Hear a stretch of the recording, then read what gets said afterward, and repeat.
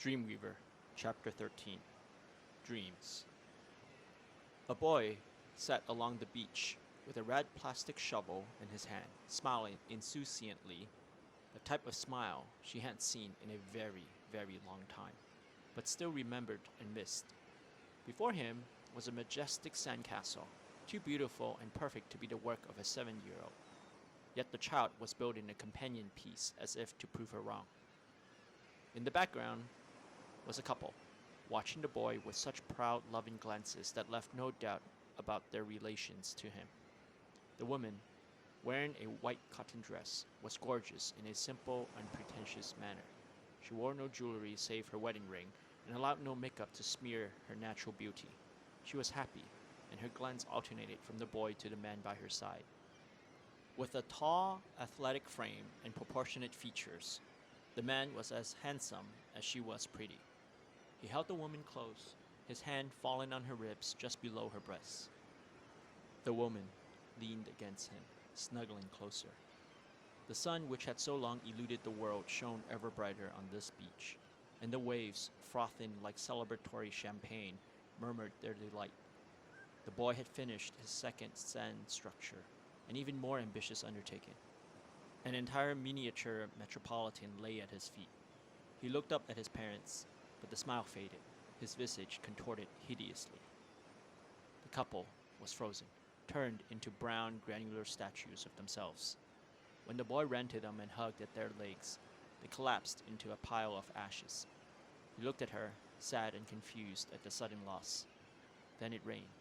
Clumps of ashes fell from the sky, and flakes danced merrily in the air to the increasingly frenzied rise and fall of the tides. Absorbed by the scene, she realized much later that color had bled away, leaving behind a monotone gray. Only the boy was in color, but his face was as pale as his surroundings. He wept, and his small frame heaved violently from grief. A sudden droning drowned out the sounds of the sea, and blackness descended upon them. She screamed into the dark vacuum. The sun was bright again, and she was no longer by the shores but in a field, surrounded by a lush emerald sea of green vegetation that waved her welcome with each gentle gust of wind. Immediately she thought of spring. Flowers bloomed and shone like gems, studding the landscape with rubies, amethysts, sapphires, topazes, and amber. Bees and other philandering insects buzzed from one plant to another. In the air, white patches of clouds floated leisurely, while swallows dove, eagles soared, and flocks of birds journeyed across the clear sky. She passed by an orchard, where each tree was healthy and pregnant with ripening fruits. A little further on, she began to hear children. Most were playing, but some were working, planting seeds and shoots into the fertile earth. She spotted the boy. The specter of sorrow no longer haunted his innocent face. He was smiling as he had been at the beach with his parents. Now it was night, and the myriad of insects changed. Fireflies lit the land as the stars twinkled in the sky. The moon was full and coolly radiant. Spread out across the fields were children, lying on blankets, sleeping, talking, joking, laughing. The delicate innocence weaved into the light crisp air of the night. An icy blue mist gathered in a line on the ground, reflecting the moonlight and glowing. She followed it and found herself in a jungle. Light somehow made it through the upper layers onto the forest floor, despite the abundance of plant life. A little deeper in, a small clearing opened. Vines dangled from the large meaty branches of the trees, while bamboo ladders leaned against the thick trunks. She climbed the ladder. Despite the lengthy ascent, she felt no more fatigue than she did throughout her strange journey. When she got to the top, a large open bamboo hut greeted her, and she entered into a spacious room full of books neatly arranged on shelves, as if it were someone's private study. She walked the length of the room and exited through another doorway on the opposite end.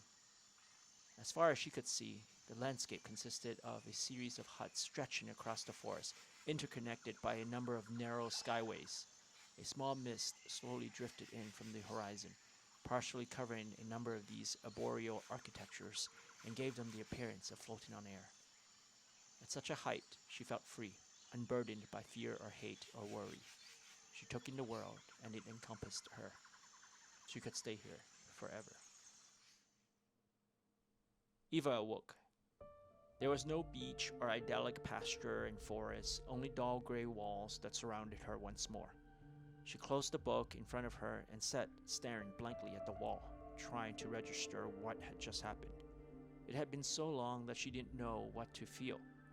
Intuitively, she knew what it was, however unbelievable. Sleep was always a fog of heavy blackness. To dream almost seemed like a violation of universal laws. Yet she hadn't she? Frustration bubbled up, and she let out a soft, annoyed grunt. I knew there was a reason I didn't want to die. She inhaled. The smell of salty sea breeze filled her nostrils and piqued her interest. She went to the window. The frost still clung to the glass, but a significant amount of it had melted away to afford her a view of the outside. The beach? Eva moved to another window. She was held somehow by the coastline. Does hell have a coast? She pounded the window. Again, it held steady. Suddenly, she was seized by a hot, searing pain that ripped through her body. Eva hunched over, panting. Her body throbbed. For an instant, she thought she had heard a voice. The long aisles, lighted only by the lamps, cast many dark shadows. Another person could easily hide amongst them. Feeling paranoid, she struggled to her feet, spinning dizzily from left to right. "Come out!" she yelled. Her own voice echoed in the empty chamber.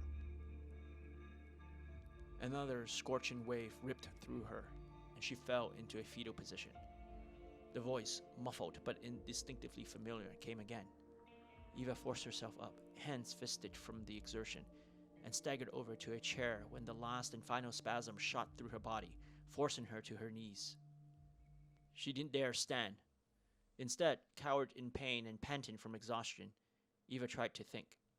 She looked up through bleary eyes to the table where the book lay. Her body went limp. She didn't understand any of it.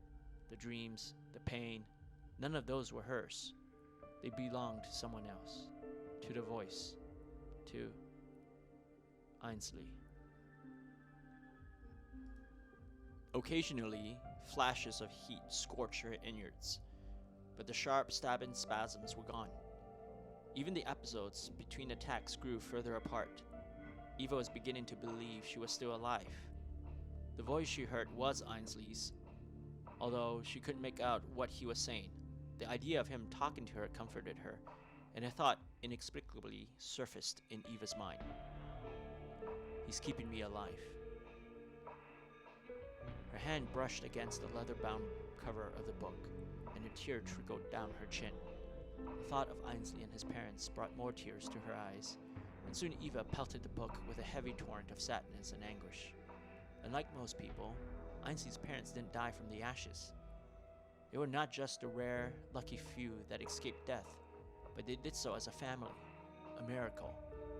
Then the guardians came and took away everything. What she saw were Ainsley's dreams, so terrifying, so beautiful. She wanted to comfort him and assuage his pain. Yet she was imprisoned here, isolated from the world. The double doors remained locked and unyielding, and the windows, no matter which one, showed the same blurry view of the coastline. She wanted to get out, but no longer for herself. This library, though large and uninhabited, did not make her feel any lonelier. The books here were all part of Ainsley, and she felt compelled to read them, to know more about him. A part of her felt guilty for the intrusion, but another part felt obligated for being privileged to his past and to his pain. If she could partake in it, then maybe she could alleviate it. The selection was endless. Eva settled for the closest bookcase. If she were trapped in here forever, then she would commit herself to spend all of eternity knowing Ainsley. She started with the lowest shelf and pulled out a worn old book. The cover, with the ink faded, was illegible, and the spine desperately held onto the pages by a precarious thread. The pages, some with folded or torn edges, were yellow and brittle, threatening to shatter with the slightest movement. They didn't, however, and Eva began to read her second book in the dimly lit library.